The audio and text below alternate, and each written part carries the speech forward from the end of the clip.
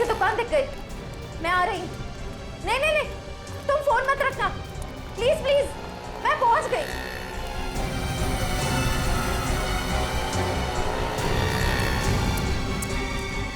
भाई साहब वो मिट्टी का तेल दो ना।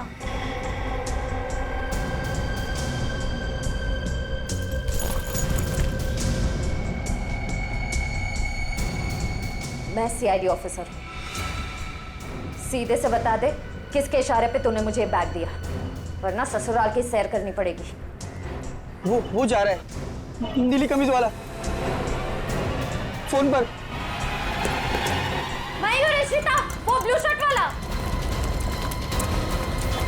बस बस बस बस, बहुत घूम लिया। तुम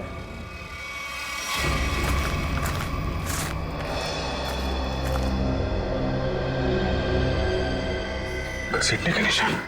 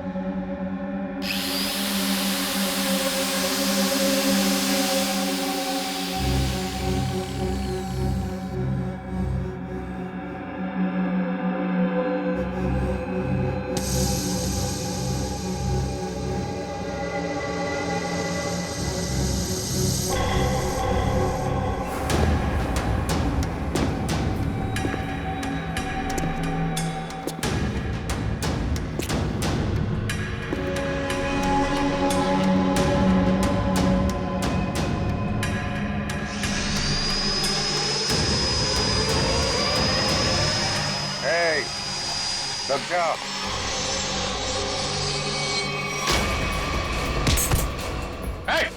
रुक जाओ, नहीं तो इसकी खोपड़ी उड़ा दूंगा।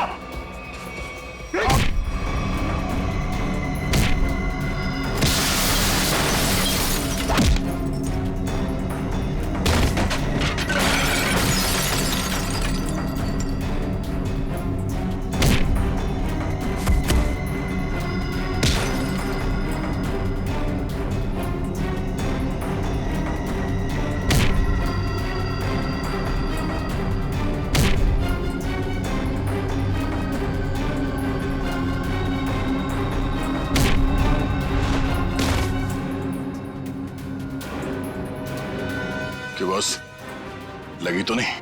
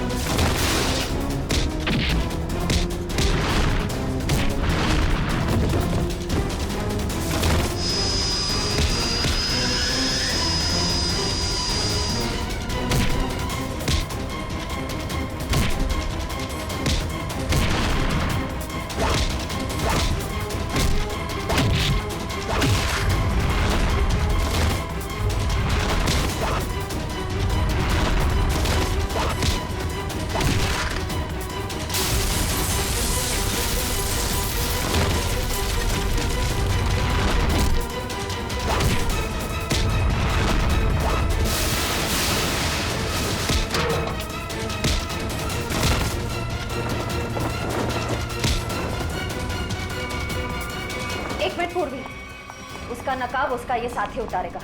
उतार उसका मास्क। सर, ये वो लेटर है जो मालती छोड़ के गई थी।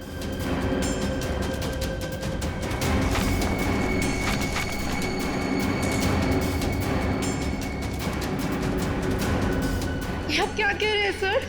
हम ऐसा क्यों करेंगे? पैसों की लालच में तुम इतनी गिर गई, तुमने इंसानियत को शर्मसार कर दिया। यहाँ तक कि अपने पिता समान ससुर तक को नहीं छोड़ा तुमने।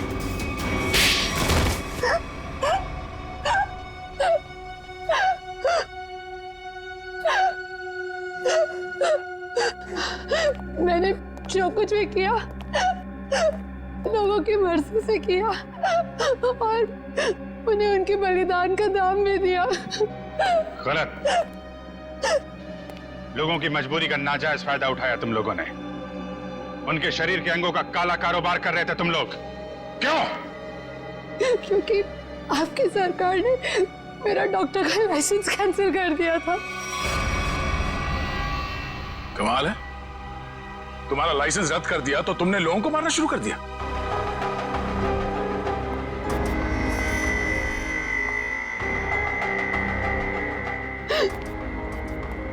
तुम्हारे आड़े टेढ़े एक्सपेरिमेंट ने यह हाल कर दिया लोगों का।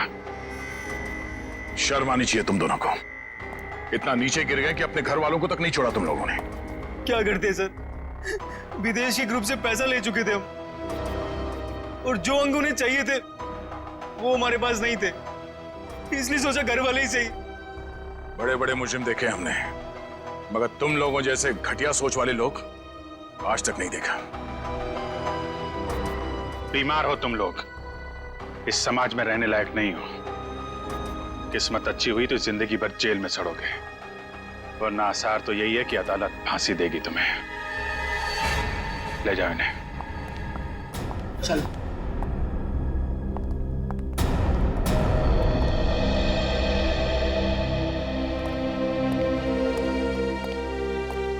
इनका किसी अच्छे अस्पताल में इलाज करवाते हैं। चलो।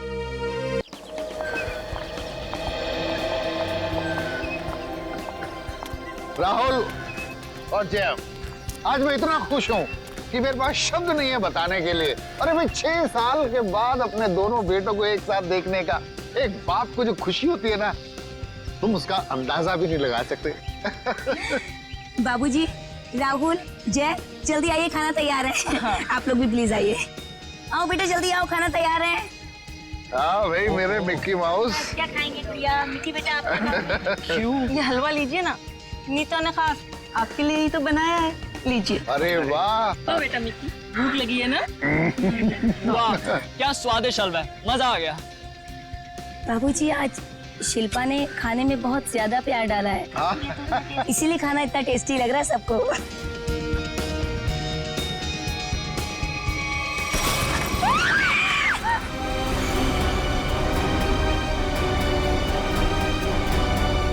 ये क्या?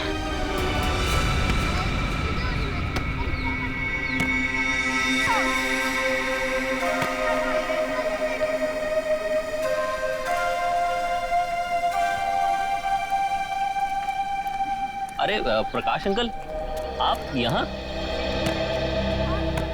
अंकल नमस्ते। नमस्ते अंकल।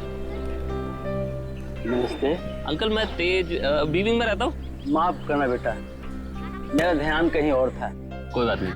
अंकल आप यहाँ धूप में अकेले बैठ के क्या कर रहे हैं? बेटा सुनील घर की चाबी देना भूल गया, पर फिक्र की कोई बात नहीं, वो आता ही होगा। अंकल तो हम सुनील जी को फोन लगा देते हैं, उन्हें तो आते आते शाम हो जाएगी। अरे नहीं, काम के वक्त उसको फोन करके परेशान मत करो। जैसी आपकी मर्जी अंकल, लेकिन कम से कम आप हमारे घर पे आके इंतजार कर लीजिए। नहीं मुझे चलेगा, मुझे अकेला छोड़ दो।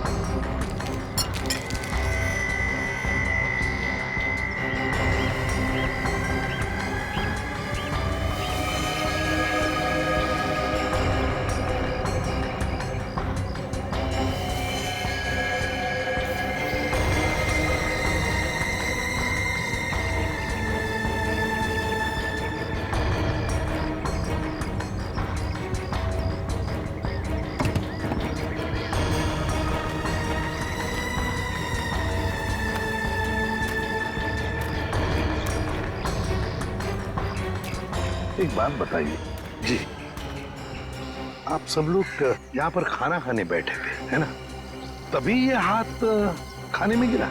जी सर। ऐसा डरावना हाथ तो हमने पहले कभी देखा ही नहीं, और सर हम तो एकदम से डर गए थे।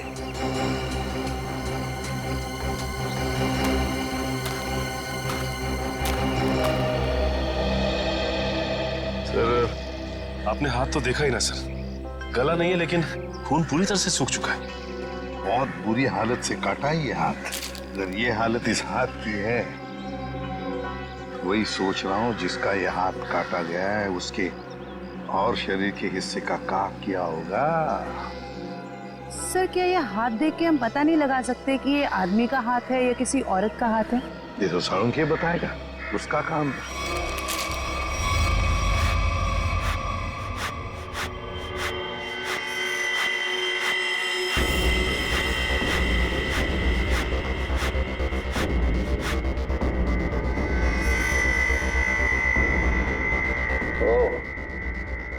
इन मुजरिमों के हौसले भी दिन ब दिन बुलंद होते जा रहे हैं। ओए, अकेले में क्या बातें कर रहा है? मुझसे बात कर।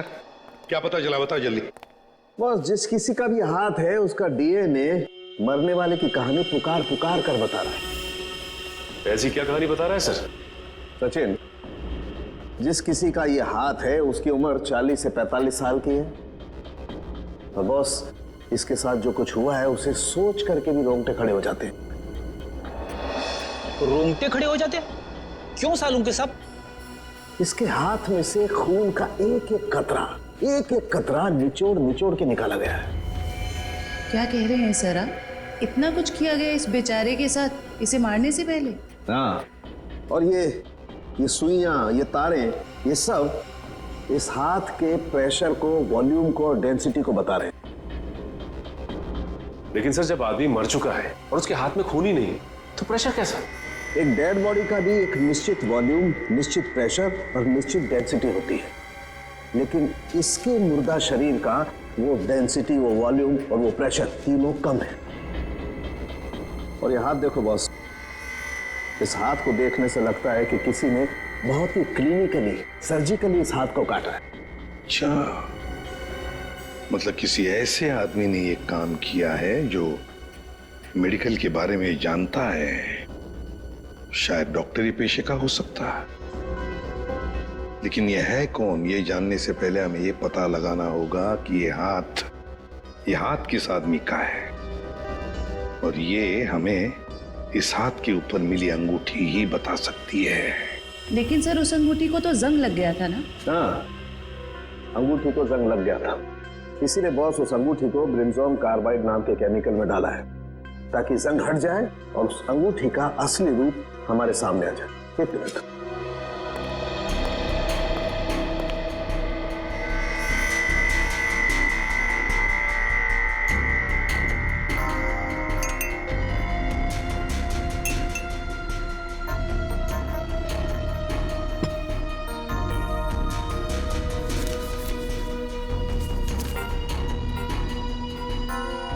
ये देखो बॉस,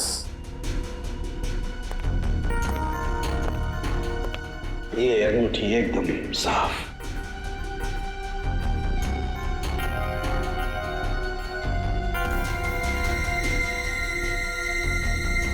ये क्या है? इस अंगूठी के अंदर दो अल्फाबेट्स इनग्रेव किए हुए हैं, आर वी। सर, ये दो अक्षर आर और वी, इनसे कैसे पता चलेगा उस आदमी के बारे में? यही तो हमारा काम है ना फ्रेडी, पता लगाना। सिर्फ इन दो अक्षरों से, आर और वी। फ्रेडी, इससे भी छोटे सुराग से हमें पता चल सकता है मुजरिम कौन है। सर हो सकता है ये आरवी मरने वाले के नाम का इनिशियल हो सकते हैं, और सचिन ये भी हो सकता है कि वो इनिशियल्स आर वी पत्नी के भी हो। वो अंगूठी शायद शादी की अंगूठी हो। सर एक और बात, वो अंगूठी प्लैटिनम में बनाई गई थी। सर ऐसी अंगूठियां आसानी से बाजार में मिलती नहीं है, खास ऑर्डर देकर बनवाई जाती है। बिल्कुल सही। बस उस अंगूठी का फोटोग्राफ शहर में जितने भी जौहरी है उन सबको भेज दो, पता चल जाएगा किस जौहरी ने वो अंगूठी बनाई थी और किसके लिए। RV। Yes sir. सर एक बात समझ में नहीं आ रही है कि अगर ये खूनी आरवी को मारना ही चाहता था तो आसान मौत भी तो दे सकता था, ये काटने की क्या जरूरत? सचिन मरने वाले की पहचान छुपाना चाहता था, वो पहचान छुपाना चाहता था। सर आपसे मिलने कुछ लोग आए हैं और वो कह रहे हैं कि अर्जेंट है। बुलाओ। आइए। नमस्ते सर। भाई बताइए क्या बात है? सर एक बहुत ही बड़ी मुसीबत आ गई है, बस आप ही हैं जो हमारी मदद कर सकते हैं। मुसीबत? कैसी मुसीबत? सर हम लोग मोतीलाल नगर की रोज सोसाइटी से आए हैं। हमारे बिल्डिंग में एक बुजुर्ग रहते थे, प्रकाश जी। रहते थे मतलब? क्या आप नहीं रहते? सर कल तक तो थे, सोसाइटी के पार्क में बैठे हुए देखा था हमने उन्हें, बोरिया बिस्तर बांध के बैठे थे। तो आप लोगों ने जाकर उनसे पूछा नहीं कि क्या बात है, क्या तकलीफ है, हैं? पता नहीं सर, हमने उनसे पूछा तो कुछ अजीब सा बड़बड़ाने लगे। सर उनके बाहर बैठने की कुछ ना कुछ वजह जरूर है। क्या वजह हो सकती है? सर उनका सौतेला बेटा सुनील बहुत ही ज्यादा बदतमीज और झगड़ालू किस्म का इंसान है वो। सर हमें लगता है उसी ने ही सामान सहित अपने पिता को घर से बाहर निकाल दिया है। पता नहीं कहाँ होंगे वो। हो सकता है वो अपने ही घर वापस चले गए हों। घर में चेक किया आपने? हम लोग गए थे वहां पे, वो वहां नहीं थे और हमने सुनील से पूछा तो उसने बोला कि उसे पता नहीं है। सर उससे उनकी कोई परवाह नहीं है। सुनील? हेलो, हाँ कहाँ पे? एक मिनट, आप क्या नाम बताया आपने? मालती? ठीक है, देखिए आप लोग चिंता मत कीजिए, आप सिर्फ उनकी फोटो भिजवाइए हमें, हम देखते हैं। सर मालती नाम की हाउसवाइफ इंदिरा नगर से गायब है सर। इंदिरा नगर से मालती और मोतीलाल नगर से एक बुजुर्ग, दोनों के दोनों गायब है। इन दोनों के घर जाना पड़ेगा, पूछताछ करनी पड़ेगी।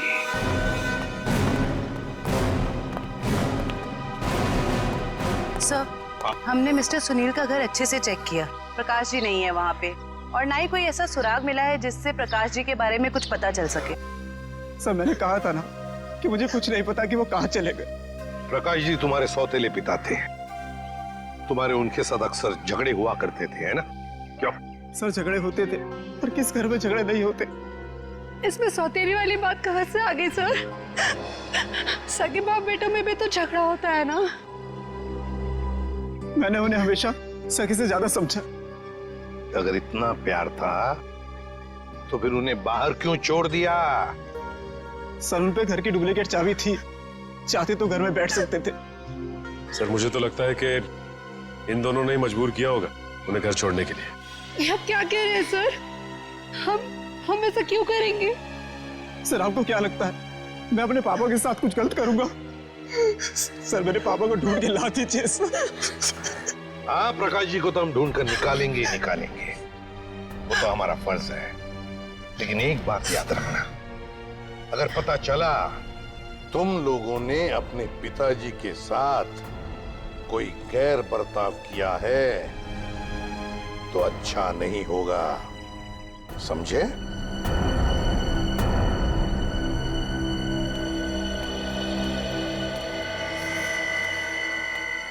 सर ये वो लेटर है जो मालती छोड़ के गई थी। जरा बच्चों को अंदर लेके जाओ।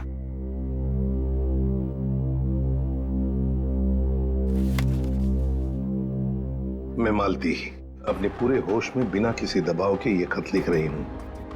मैं अपनी रोजमर्रा की आम जिंदगी से इस घर गृहस्थी से तंग आ गई हूं और अपनी मर्जी से छोड़ के जा रही हूं।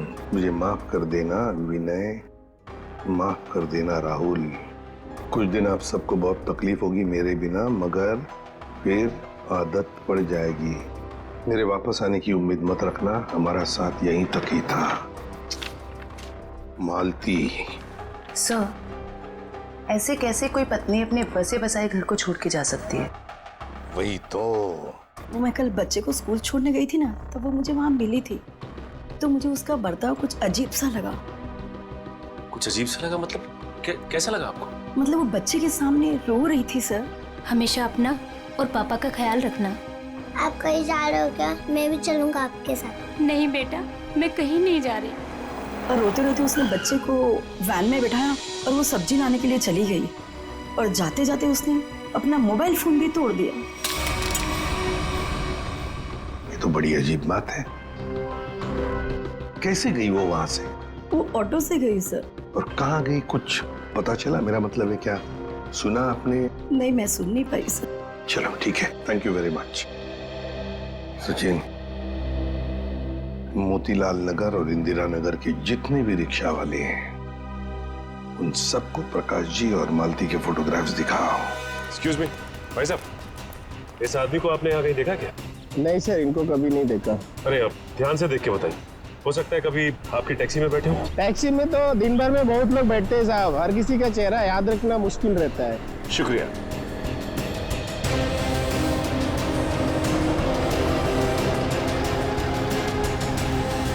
भाई साहब, आप देखिए इन्हें, कहीं देखा है आपने? इस बुजुर्ग आदमी को तो मैंने पिंजर की खाड़ी के पास छोड़ा था। पिंजर की खाड़ी?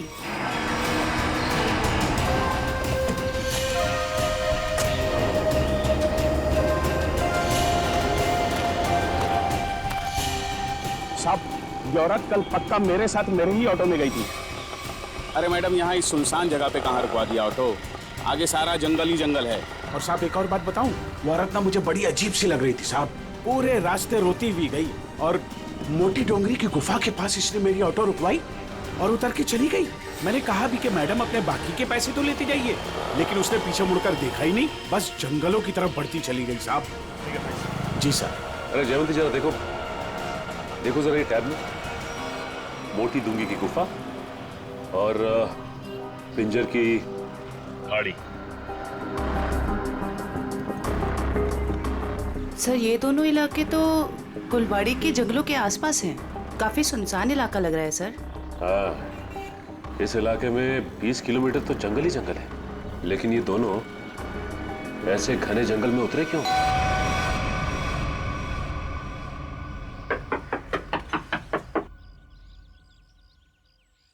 बड़ी अजीब बात है। रिंग पे आरवी गुदा है और नाम हितेन कुमार। हो सकता है इस घर के किसी और सदस्य के नाम के इनिशियल्स हों ये, क्योंकि उस जौहरी को पूरा यकीन था कि इस रिंग का ऑर्डर इसी घर में से किसी ने दिया है। जी कहिए। नमस्ते, हम सीआईडी से। सीआईडी? अंदर आइए।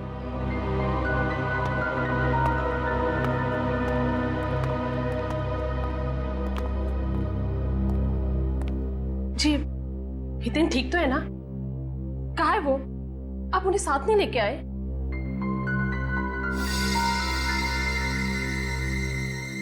क्या आप इस अंगूठी को पहचानती हैं?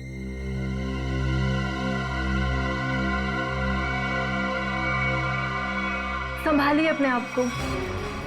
मैम, ये लीजिए।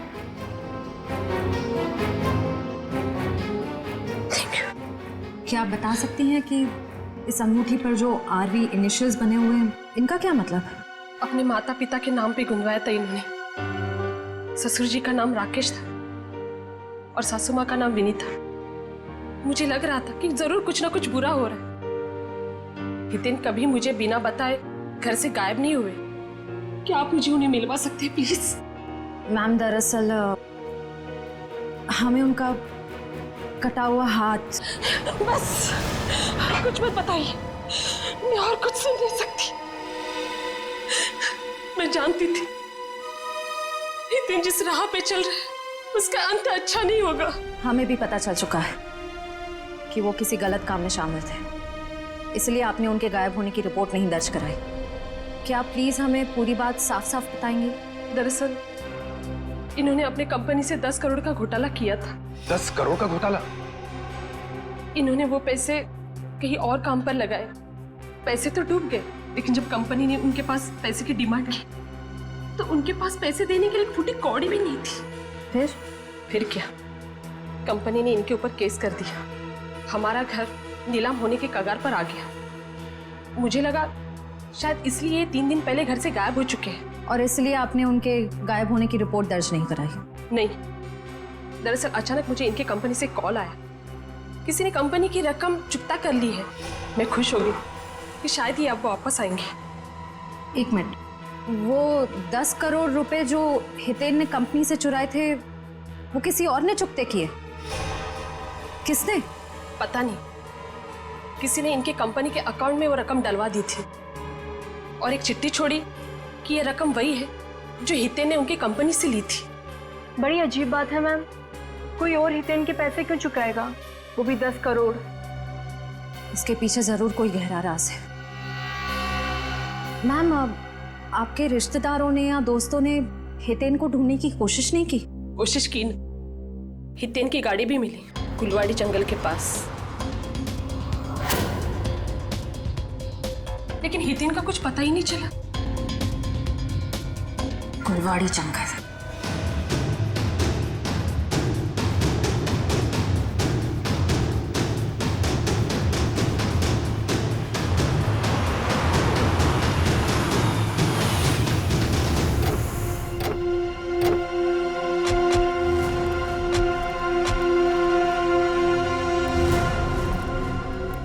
सर, ये जंगल तो काफी डरावना है।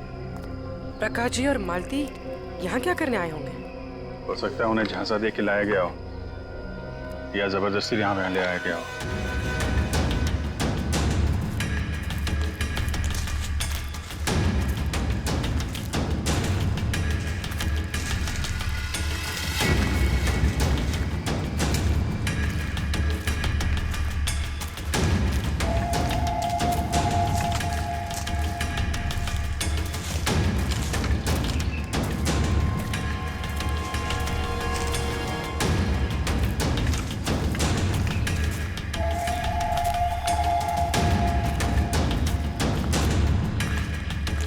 एक मिनट अभिजीत, वो देखो।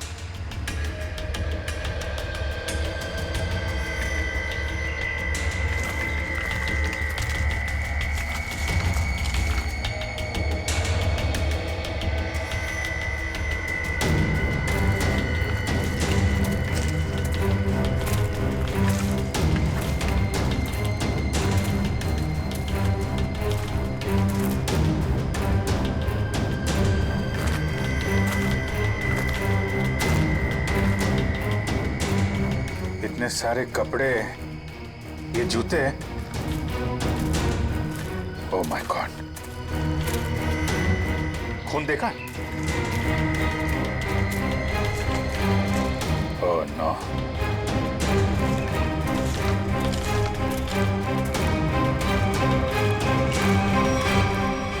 ये खोपड़ियां, ये हड्डियां,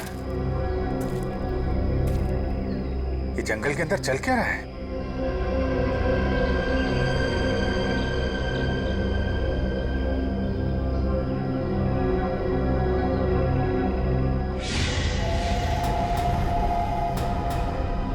कौन है?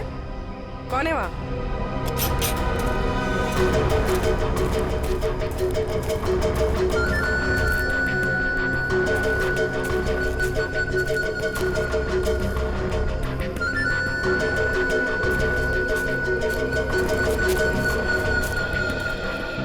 क्या हुआ?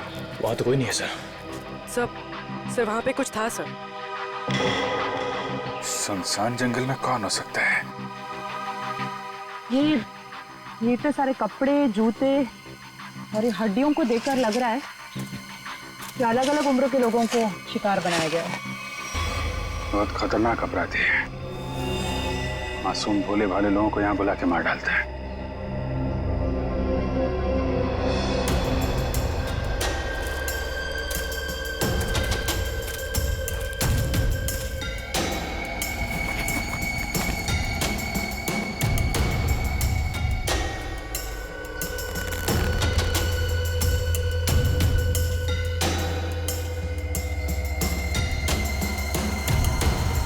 प्रकाश जी कब आ गई है? ये अपने बीवी बच्चों की फोटो लेके यहाँ पे क्यों आए थे?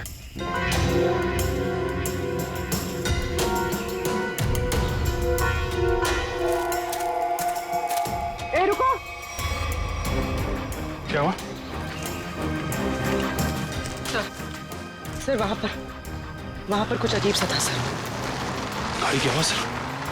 सर जंगल में कोई आया है? तुम लोग देखो जरा जाके।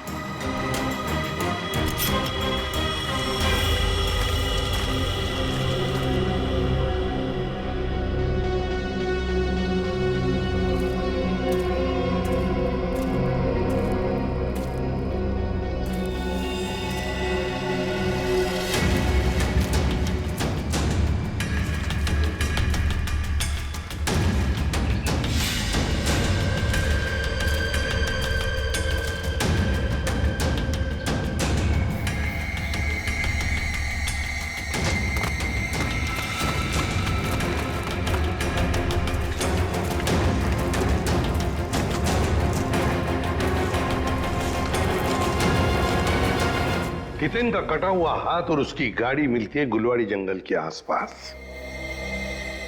समझ में नहीं आ रहा, पता नहीं क्यों सचिन, मुझे ऐसे लग रहा है कि हितेन का केस, मालती का केस और प्रकाश जी का केस, इन तीनों केसेस का आपस में कोई ना कोई संबंध है, कोई ना कोई संबंध है।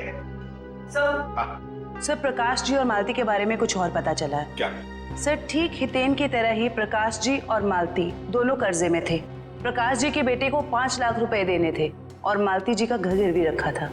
सर दोनों के गायब होते ही इन दोनों का कर्जा किसी ने चुका दिया।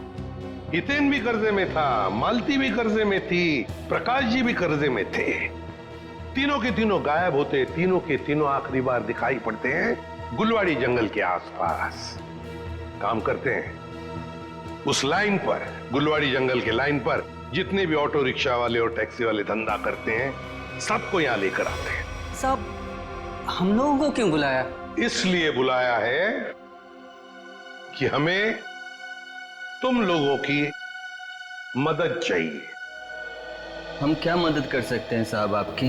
देखो, खैर गांव से गुलवाड़ी के जंगल के रास्ते पर तुम लोग अपनी अपनी गाड़ियां चलाते हो, है ना? साहब टैक्सी तो पूरे शहर में घूमती है। हाँ, लेकिन सारी टैक्सियां गुलवाड़ी भी नहीं जाती, सिर्फ वही गुलवाड़ी जाती है जो खैर गांव से होकर जाती है। हाँ साहब, गुलवाड़ी पर आकर तो रास्ता ही खत्म हो जाता है, उसके बाद तो घना जंगल आता है साहब। बस तो उसी जंगल के बारे में हम लोग जानना चाहते हैं। वैसे वो रास्ता बहुत सुनसान है ना? हाँ साहब। तो फिर ऐसे सुनसान रास्ते पर ज्यादा लोग तो जाते नहीं होंगे, गिने चुने ही लोग जाते होंगे, है ना? हाँ साहब, बिल्कुल। तो एक बात बताओ, पिछले 2-3 महीनों में क्या तुम लोग किसी पैसेंजर्स को उस रास्ते पर लेके गए थे? याद करो। हाँ साहब, मुझे याद है साहब, मैंने पिछले 3 महीनों में उस रास्ते पर 2 अलग अलग लोगों को छोड़ा है। मैंने भी एक सवारी को छोड़ा था साहब पिछले महीने। साहब पिछले महीने मैंने भी एक सवारी छोड़ी थी, वो एक आदमी था। तो क्या उन लोगों के चेहरे याद आ रहे हैं तुमको? साहब चेहरा तो नहीं याद, पर उसकी बातें जरूर याद है। बहुत परेशान था वो, किसी से फोन पे कह रहा था कि मैं आ रहा हूँ, कुछ परेशानी तो नहीं होगी ना? साहब मुझे याद आया, मालती जी के अलावा मैंने एक लड़की को भी छोड़ा था और वो लड़की पूरे रास्ते रोती रही। साहब मुझे तो लगता है कि वो लड़की घर छोड़कर भाग कर आई थी। हाँ साहब, और गुलवाड़ी के रास्ते पर उतर गई वो। मैंने अपने सवारी से बोला था यहाँ पर ऑटो और टैक्सी नहीं मिलेगा साहब, पर उसने कोई जवाब ही नहीं दिया। सर ये तो बिल्कुल प्रकाश और मालती के केसेस जैसा है। हाँ श्रेया, ये तीनों के तीनों केसेस एक जैसे ही हैं और जरूर और भी ऐसे केसेस होंगे, लेकिन हितेन, प्रकाश और मालती, इन तीनों के जिसने भी कर्जा चुकाया है उसी ने इन तीनों को गायब भी किया है। समझ में नहीं आ रहा है ये सब करने के पीछे एक होने का मकसद क्या है? मकसद तो पता नहीं अभिजीत, लेकिन इतना जरूर कह सकती हूँ कि ये एक हॉट ब्लडेड मर्डर है। सोचा समझा किया गया अपराध जो किसी पढ़े लिखे आदमी ने किया है। पढ़े लिखे आदमी? ये देखो, इस खोपड़ी को किसी केमिकल में डुबो कर रखा गया था। केमिकल में? क्या जंगल में कोई लैब खोल के रखी है क्या उसने? हो सकता है। एक मिनट।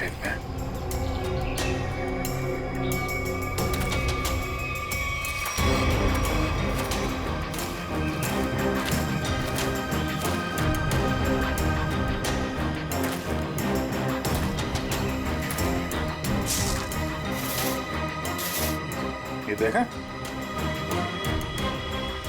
जंगल में पाइप कैसे आ गई? लेकिन नक्शा में तो कोई पाइप वगैरह नहीं थी। वही तो, कहीं ये पाइप भी उन अपराधियों ने तो नहीं लगाई है? काटो जरा सा। निखिल, गाड़ी की आवाज उसी वक्त आई जब हम जंगल में थे। ये कोई संयोग नहीं है। मतलब मुजरिम को भनक लग गई थी हमारे जंगल में आने की। भले ही भनक लग गई हो, लेकिन हमारे हाथों से बचेंगे नहीं हमको।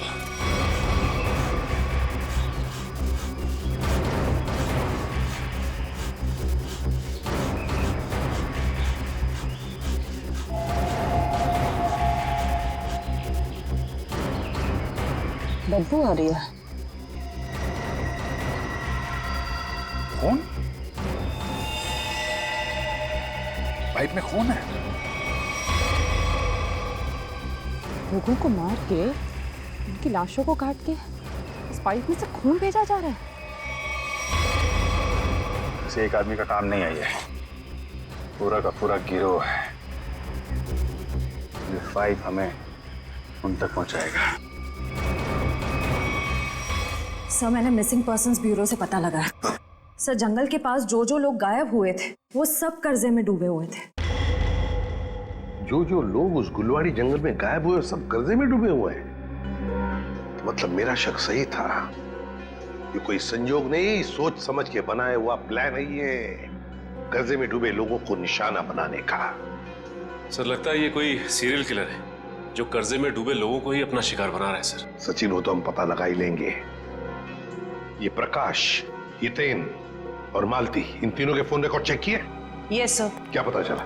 सर, इन तीनों के फोन रिकॉर्ड्स में 3 नंबर ऐसे हैं जो कॉमन है।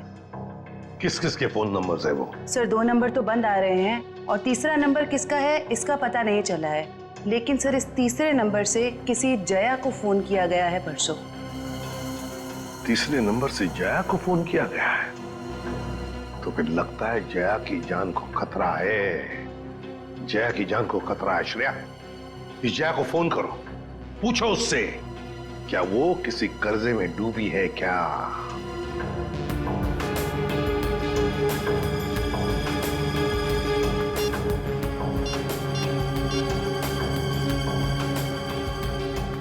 जया? निखिल, ये देखो, टायर के निशान। टायर के निशान? अगर टायर के निशान यहाँ है तो गाड़ी भी कहीं आसपास होनी चाहिए।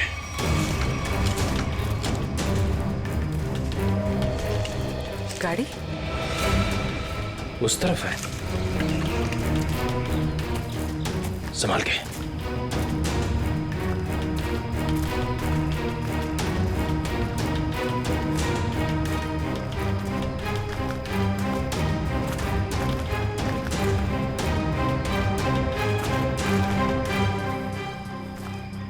यहाँ तो आसपास कोई नहीं है। इंजन अभी भी गर्म है, मतलब जो कोई भी इस जीप में आया है यहीं आसपास है। इतने सारे डब्बे हैं।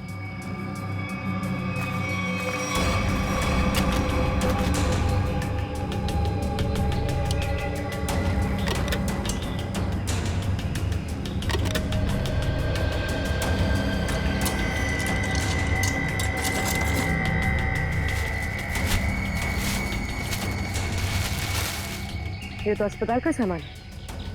यहाँ इस जंगल के बीच क्या कर रहा है? वही तो।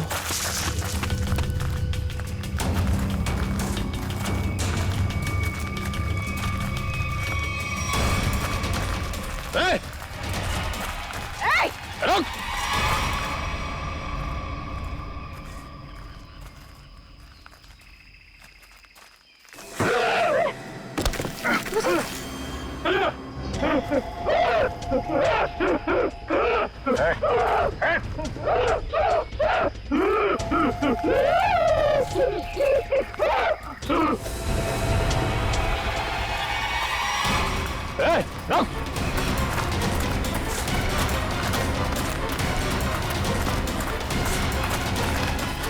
देखो क्या क्या है, क्या बात है, हैं? तो बोलो क्या बोलना चाहते, बोलो। कैसे ने तो को नहीं मारा। मैं इसकी दिमागी हालत देख के तो नहीं लगता ये। देखो ठीक है तुम जाओ यहाँ से अभी। चलो चुप। तुमने गोली क्यों मारी? वो बेचारा डर के भाग गया। वापस आके इसको बचा लेंगे। पहले प्रकाश और मालती को बचाना जरूरी है, कहीं उनकी भी ऐसी हालत ना हो जाए।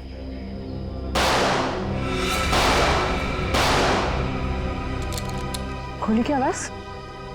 कहीं निखिला पूरी मुसीबत में तो नहीं? लेकिन उन्हें ढूंढेंगे कैसे अभी? जिधर से गोली की आवाज आई है उधर।